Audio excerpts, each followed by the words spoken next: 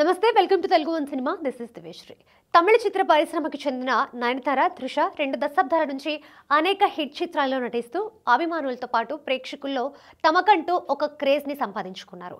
తెలుగులో కూడా అంతే స్థాయిలో పేరు ప్రఖ్యాతలు పొందారని చెప్పడంలో ఎలాంటి అతిశయోక్తి లేదు. ఆ ఇద్దరు తెలుగు నటీమణులు కాదంటే కూడా నమ్మలేని పరిస్థితి. ఈ ఇద్దరి మధ్య పచ్చగడ్డి వేస్తే భగ్గుమంటుందనే టాక్ తమిళ చిత్ర పరిశ్రమలో ఎప్పటి నుంచో వినిపిస్తూనే ఉంది.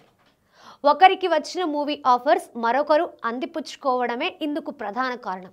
రీసెంట్గా ఇలాంటి సంఘటనే మరొకటి జరిగినట్టుగా తమిళ చిత్ర పరిశ్రమలో వార్తలు వస్తున్నాయి. 1990వ సంవత్సరంలో విడుదలై ఘన విజయాన్ని అందుకున్న మూవీ ఆదివెళ్ళి. భక్తి ప్రధానంగా తెరకెక్కిన ఈ చిత్రాన్ని మరోసారి రీమేక్ చేయాలనే ఆలోచనలో ఒక బడా నిర్మాత ప్రయత్నాలు చేస్తున్నాడని, ఈ మేరకు ప్రధాన పాత్రలో చేయడానికి నయనతారని సంప్రదించడంతో సుమారు 15 కోట్ల రూపాయల రెమ్యునరేషన్ని డిమాండ్ చేసిందట.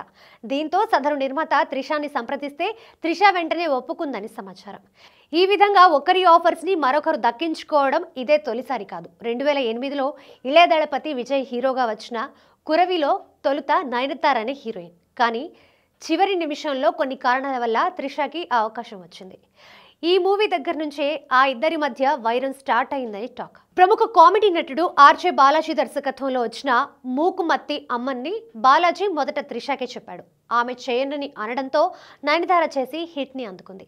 ఇటీవల వచ్చిన కమల్ హాసన్ మణిరత్నంల థగ్ లైఫ్లో కూడా త్రిష క్యారెక్టర్కి తొలుత నయనతారని అనుకున్నారు. కానీ ఆమె చేయనని అనడంతో త్రిష చేసి పరాజయాన్ని అందుకుంది. మరి నయనతార వదులుకున్న ఆదివెళ్ళి రీమేక్తో త్రిష హిట్ని అందుకుంటుందేమో చూడాలి. ఒకప్పుడు మాత్రం ఈ ఇద్దరు మంచి ఫ్రెండ్స్.